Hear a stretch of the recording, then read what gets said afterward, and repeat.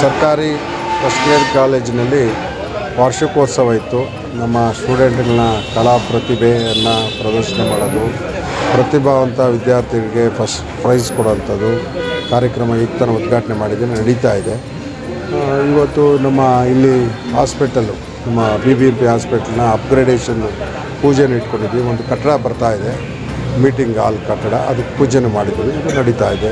ಇನ್ನು ಏನು ಅಭಿವೃದ್ಧಿ ನಮ್ಮ ಕ್ಷೇತ್ರದಲ್ಲಿ ಎಲ್ಲ ಅಭಿವೃದ್ಧಿ ನಡೀತಾ ಇದೆ, ಚೆನ್ನಾಗಿ ಆಗ್ತಾ ಇದೆ. ತಮ್ಮ ಕ್ಷೇತ್ರದಲ್ಲಿ ಒಂದೇ ಕಾಲೇಜ್ ಇರುತ್ತೆ ಸರ್ಕಾರಿ? ಹೌದು, ಇಲ್ಲ, ಇನ್ನು BBMP ಒಂದೇನಿಲ್ಲ, 2 ಕಾಲೇಜಿದೆ. ರಾಬರ್ಟ್ಸನ್ ರೋಡಲ್ಲಿ BBMP ಕಾಲೇಜಿದೆ, 2 ಕಾಲೇಜಿದೆ. ಅದು BBMP, ಇದು ಸರ್ಕಾರಿ. ಇನ್ನೂ ಒಂದು ಕಾಲೇಜ್ ತರಲಿಕ್ಕೆ ಪ್ರಯತ್ನ ಮಾಡ್ತಾ ಇದ್ದೀನಿ.